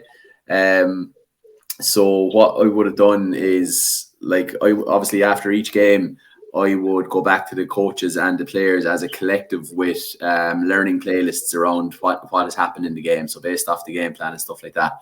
But Cahill then gave me kind of free rein to go do individual analysis with the players. So not too dissimilar to what you would have done yourself. I would get Colin to pull different key stats and things. So depending on the position, Joe, what possessions did they have, what positive disposals or positive use of possessions did they have, tackles, that kind of stuff. But what I was doing was I was taking the clips from, say, 2 or 3 games, merging them together, and I'd send the playlist to a player on Huddle. So they'd be able to log on to Huddle then and look at it. So I was sending these clips out of context, right? So with no titles on them, no comments on them. And the reason I did that was, I think part of improving the individual is to get them thinking about their own game more. So I wanted them to sit down with no context, no bias from me, and go, right, why is the coach sending me this clip?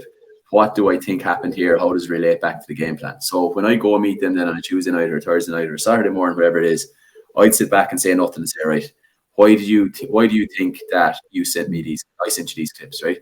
So I'm getting the player's perspective on their performance first of all. So then I would obviously have my own notes and things like that on it, and I'd give them my perspective on it. So at the end, from working with the player, we'd have 2 or 3 key takeaways that they can go and work on then to improve their game. Or in a lot of the cases in Galway, what it was things that they were good at that I wanted them to double down on. Okay, so it's not always kind of looking for the improvements. It's like, because if you're constantly striving for improvements, you can knock the confidence of the players if you're constantly just looking for things they're not good at. So I think it's very important to look at things they're very good at as well and double down on that. So like an example, I just pulled one example of a note that would have for a player. So it'd be like, it was for a cornerback, cut inside to find the space and the support on the transition. So they were constantly trying to go down the sideline, getting turned over. So their cue was to cut in, and that's where the space and the support is going to be. So they'd have a file then. So I'd save a file. It'd be shared with the player, shared with the management.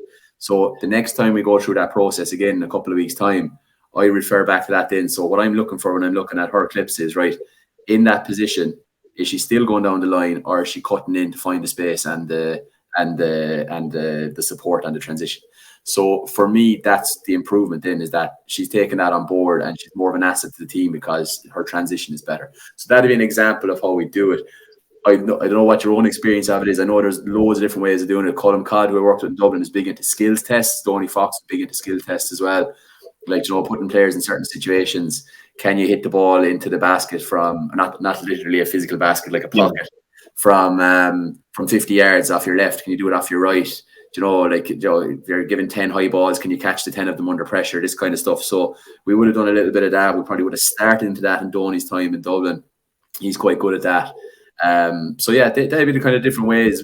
Like my own ways, kind of along the analysis side, not so much along the numbers, but looking at it from a qualitative point of view instead of a quantitative point of view, and actually just looking at the player's game and going, right, these are little things you can improve on, and then going back to that again and saying, right, have you taken it on board? Like having the player fully bought into the process instead of just telling them, listen, you need to work on this or that. So yeah, that's how I would do it anyway.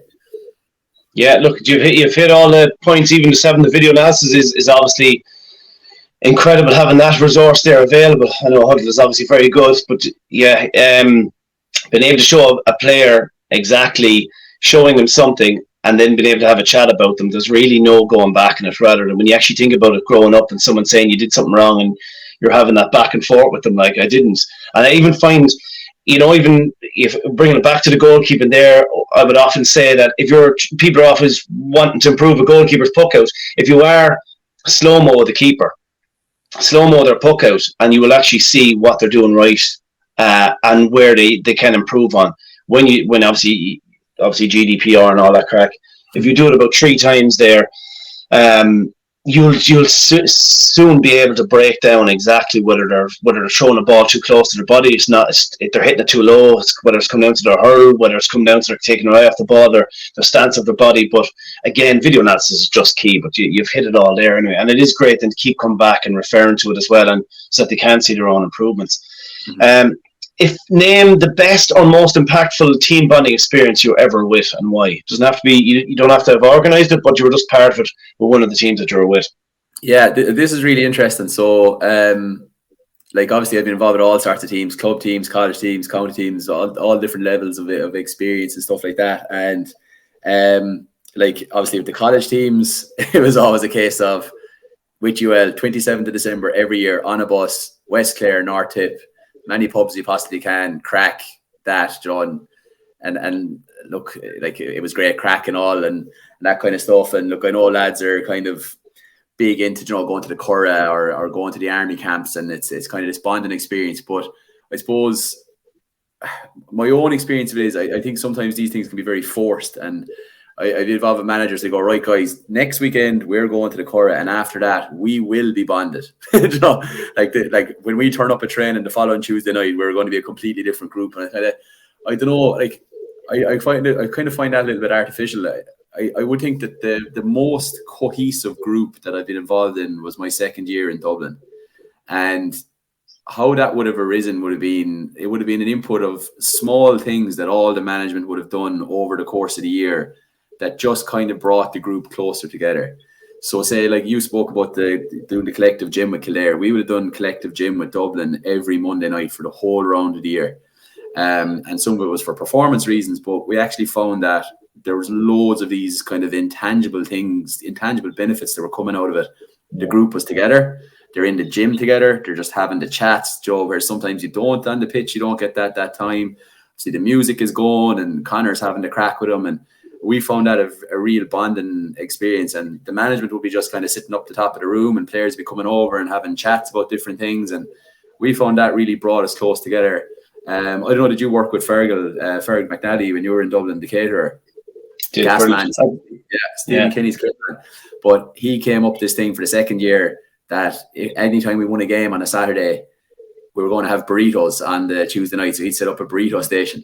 Now, I'd say he did it after he saw we were so poor the first year that he thought he might only have to make one or two burritos. But we got on a bit of a run the second year. It was nearly like a Mexican restaurant by the end of it. But like it got to the stage where the players were kind of in the dressing room after winning on a Saturday going, Ferg, you'll have to bring the burritos out now on the Tuesday night or whatever. And like small little things like that. We won a game down in Offaly and they'd beaten us the first year.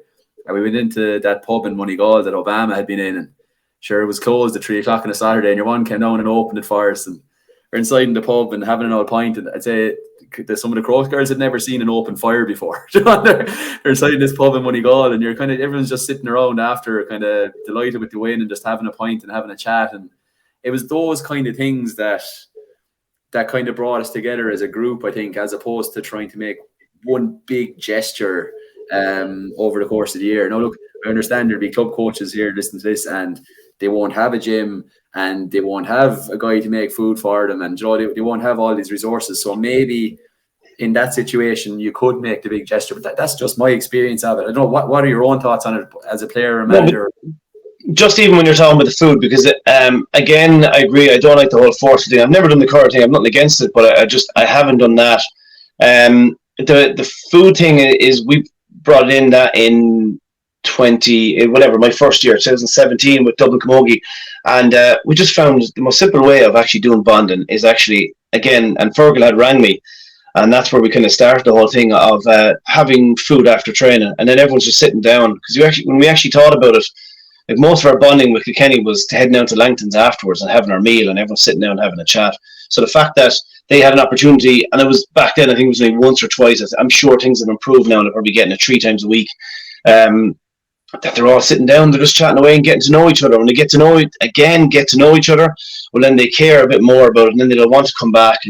And it's a very simplistic thing. I know you're saying the clubs mightn't have it, but even if the club's brought in something that after training, lads, you have to bring down a sandwich, you have to bring down some bit of food, and we're having it in the dressing room afterwards. It's such an easy and simplistic way of everyone together. They're all eating, everyone's relaxed, and it's enjoyable. Like, even find, like, bizarrely enough, the showers were always an incredible way of getting to know lads. But that's gone out the window. No one has showers anymore. As soon as you go in, everyone just heads home.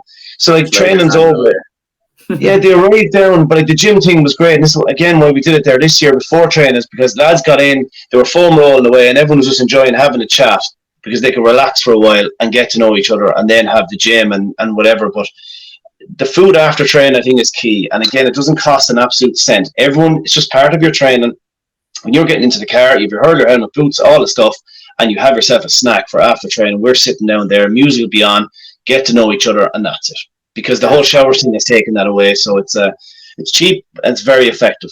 Very good. I'm just laughing there. Actually, one of the best ones, and I forgot about it, was Paddy McKenna and Dermo, and Mick. Mick used to be the third choice goalie in Kildare. We're there. We used to go away to away games. They used to have a hurling competition inside in the hotel room. The goalies used to organise it. They used to call it tennis, hurling tennis. They'd set up a single bed as the net, and you're playing 2-touch hurling over the net. This thing was going on for the round of the year. Like, we got nearly thrown out of a hotel over in London before a game over in Cricklewood for making too much noise inside the room. But the crack we'd have with that, and the boys would have leaderboards and everything for it, and you'd be looking forward to the old away games, going, Jesus, yeah, we must sharpen up my touch now and stuff. Small little things like that, like that you can't manufacture that, you can't artificially create that. That's just lads having the crack and just these situations, making the most of away trips and stuff like that. So yeah, the food is really interesting. That's something I've never thought about actually, because I think sometimes you kind of lament the area with teams. You're going, geez, we don't have food after training, so we can't sit down. Something as simple as that. Tell lads, hey, make sure you have a snack after training. We're going to spend 10 minutes shooting the breeze here in the dressing room after, or just sit down and have it after, whatever. It's a fantastic way of doing it, yeah.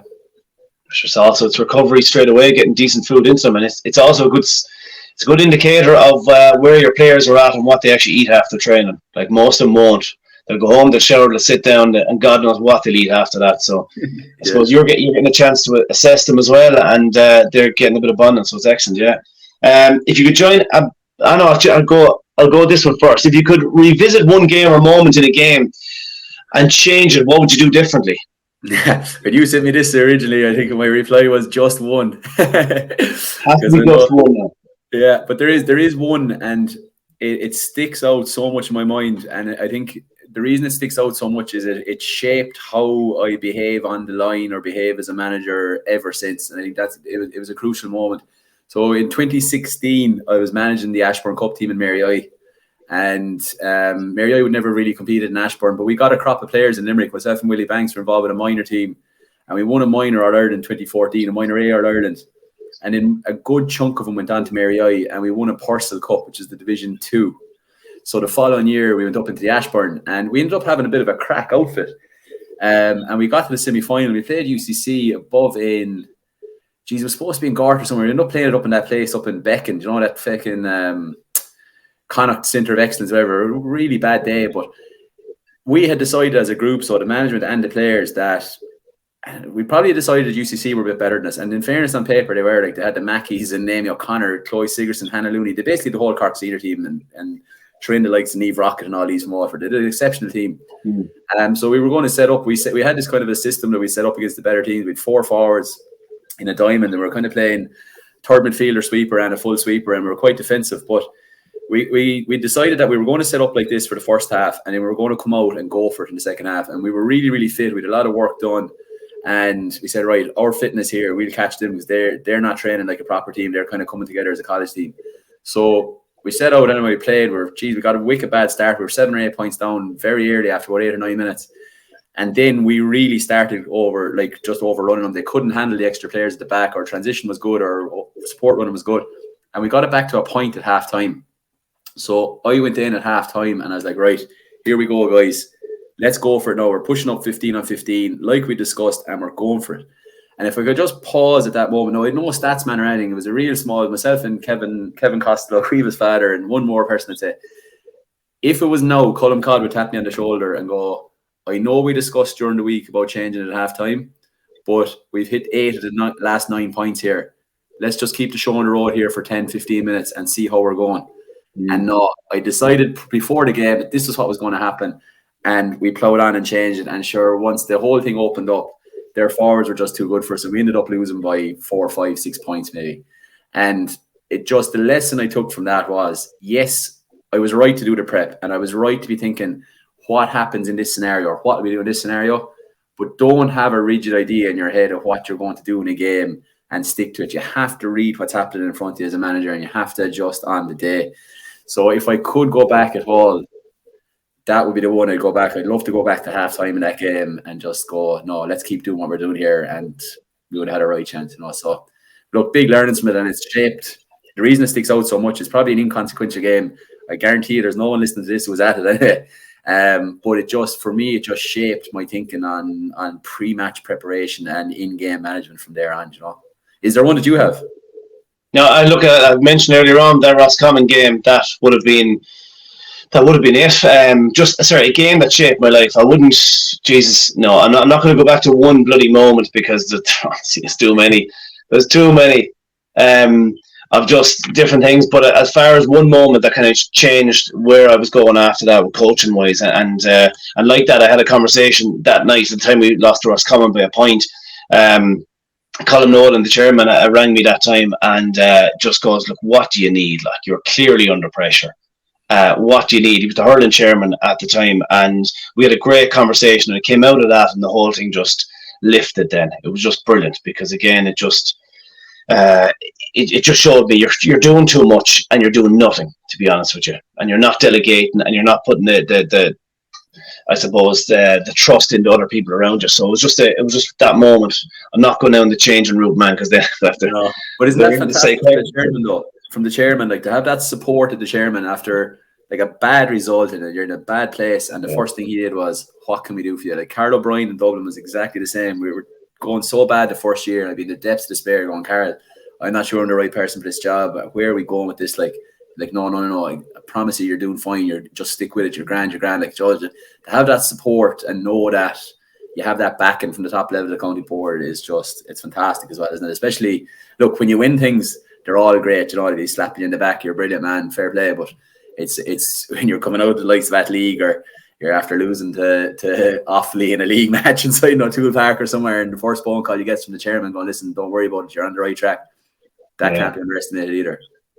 That does, yeah. No, any successful, you have to have the supporters, your team, the players, the team, and the county board is extremely vital in the whole thing, because if they're not backing you at all, and even that, 2 years ago when we got relegated out of Joe McDonough, the county board, we came back with what we need to try and improve and get back up again, and again they were outstanding. So that you do need the backers there behind you to make sure that they're supporting you is vital.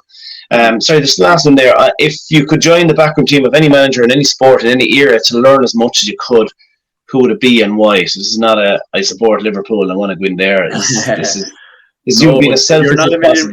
You're not a million miles off where I'm going with this, though. We won't be Liverpool, but look, there's a few that obviously would pop out. I suppose being a '90s kid, even though I was a Liverpool fan, obviously Alex Ferguson was so dominant.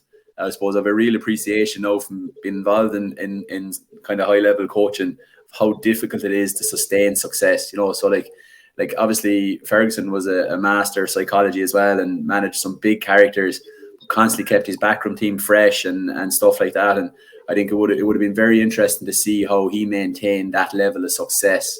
And it didn't always go well for Ferguson either. He had to come over adversity and stuff like that. So it would have been really interesting. Like Cody did obviously the same. As I said, I only got a 30-second snapshot of the guy, but like obviously you have to admire the sustained success that you guys had over such a long period of time. Did it with a couple of different groups. It wasn't just one group. Like had two, maybe even arguably three groups that were really successful over the evolution of his time. So people like that, John Wooden, I take a lot of inspiration from. Read a few of his books. His big thing is intensity. And like I said there before, Colin Codd had always been given out to me that 90% intensity and 10% technique. But I think like his big thing was like, like if you train at such a level, a match should be easy, but training should be harder than a match. So all those guys. But look, I'm going to give you the cliched answer. Like I couldn't think. I'll give you a specific time actually. So I'm going to say John Kiley and Paul Kinnerk, and you're like, oh yeah, of course, Limerick man. But I'm going to go to a specific time. I would love to be on their management team at the end of 2017, because they were at the end of their first year in charge. They were getting absolutely dogs abuse in Limerick. The supporters giving out about their style of play and the sharp passing and all this kind of stuff. And I'd just love to have been front and central or seen what was going on in those team meetings where they were backing their vision and had the conviction to go, no, guys, I know it hasn't gone well, but this is what we're doing and this is going to pay off for us. Like I think I would have loved to have seen that evolution of their thought process and how they instill that confidence in the players. And then obviously everyone talks about tactics with Paul and tactics board and all this, and they're very good at their puck outs and their style of play and all. But like the technical level Limerick's passing has gone to, their stick passing is absolutely off the charts. And you'll know from trying to coach that, because look, nearly every team is trying to play that way now. You'll have an appreciation for the level they're at. I would love to have seen the evolution of their technical ability as well and how they did it. Because I think that just like their quality of their passing has just gone to a different level. So yeah, I'm not going to say, oh yeah, geez, I'd love to be going for the 5 in a row with Paul and John. I would love to have been there when it wasn't going well for them, that kind of a period around the end of 2017 into 2018, and just seeing how they managed it and how it evolved and how they developed. So yeah, that's the one for me, I think, that I would learn the most from. I did Paul Dibley, who would have been in with us, he's had a performance there with Kildare. He would have been playing with us, but he did get a chance to talk to John Kiley before. And he mentioned what was the difference between 17 and 18. And he said that they tripled their budget on food, on nutrition. So it's just interesting that again, like we talked about there, about the bonding, there's still a belief, I feel, out there about the whole nutrition that, sure, look, throw them any kind of out slop after training to be grand. Like, he'll do the job. Sure, like they get plenty of enough food at home in their own house. Like, what are people actually putting into their bodies that are actually fueling everything at their performance? So it's obviously that was something that they looked at, and they feel that he made that point that was one of the biggest areas, and things have definitely, even improved, even, clear down through the years as well, where nutrition started off, where it's gone to now, and what people are expecting, that comes down with nutritionists as well. But again, that whole bonding that we spoke about, it's, if you can look and see what people actually think is proper nutrition after training, I'd say it'd be an eye-opener. I wouldn't be surprised if a warm chicken fillet roll is popped into the bag there after training, and it's there, it's just been brewing.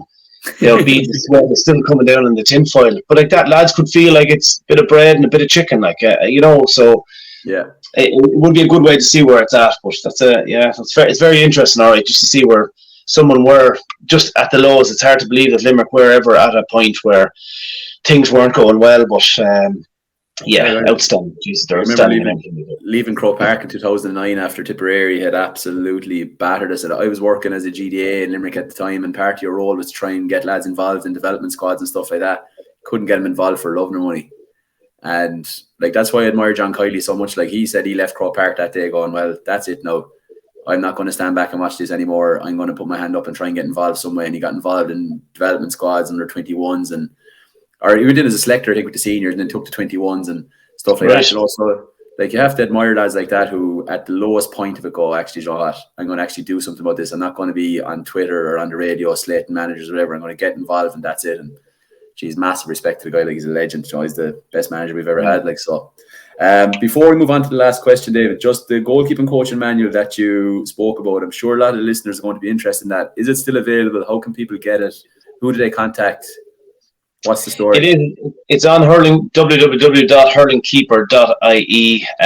It's on my Twitter. It's pinned there on Twitter at David Herity as well. If lads want to go on and follow the link there, they'll be able to buy it. I know we'll have kind of videos coming, please God, in the new year, and coaching, a goalkeeping coach and coaching module as well, where people will be able to complete that. But if you want to hurlingkeeper.ie, you'll be able to find it there, and follow the link. We'll post the links on the Sideline Live socials as well. Very last question, David. You've been very good with your time. 20 years time, or maybe you're only, maybe you might have another 25 years. Yeah, you hang up the whistle for the last time. What's the one achievement you'd like to have in the bag walking out the door for the last time? I wouldn't have ever thought about that, to be honest with you. And people often ask you the question of going, well, where are you going next, or what are you doing next, or where do you want to be in 5 years? And I'm like, I'm going to go to training now tonight, and that's where I'm at. Like, as in, this is the team I'm involved with, so my full focus is on the team where I'm at. I don't care about a year or 5 years. I want to win with this team right now. If you were to ask me, but thankfully you're asking me way down the line, I should have to be probably managing an All-Ireland winning team. I think that has to be it, regardless of who it is or what county it is. I think that's the pinnacle of GA. You can't get any higher than that. You can't go into Europe or the world, like, so. It has to be the All-Ireland, and the fact that the management, I know as coach, the coach kind of focuses in on the tactics and side of things, and I do enjoy that element of it. The management, I enjoy that whole communication and that connectedness with the players, and then trying to motivate a management team. I think it would have to be. It would be a lovely moment, because just to kind of, I'd also like to, actually, the biggest thing I'd love to achieve is win an All-Ireland and just be happy. Just actually enjoy the moment. Not come out and go, right, what's next? Just be able to enjoy that moment, because it's just, you might have spoke about it off air there at the start, where you finish up with a team at the end of the year, and then all of a sudden then you're thinking, right, what do I do next, and you don't enjoy that moment. And I remember, like, even winning All-Irelands and being pissed off, and kind of even 3 days after All-Ireland kind of going, is that it? Like, I want to play more or whatever, instead of just enjoy that moment. So if I could, to have to win an All-Ireland and just be there and kind of just soak it all up.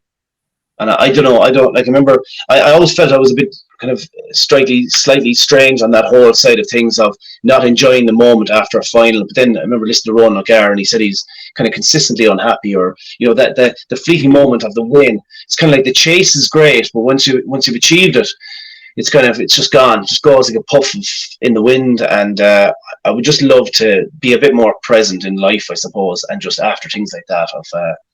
Yeah, that'd be my biggest thing. Win and earn, but actually enjoy the bloody moment. David, there's no better way to finish up than that. That's been an absolute pleasure. Thoroughly enjoyed it. I'm sure the listeners did as well. I've taken some notes myself, so I can only imagine the listeners have taken some notes as well. So, David Herity, thanks very much for your time. Thanks very much, Adrian. Cheers, lad.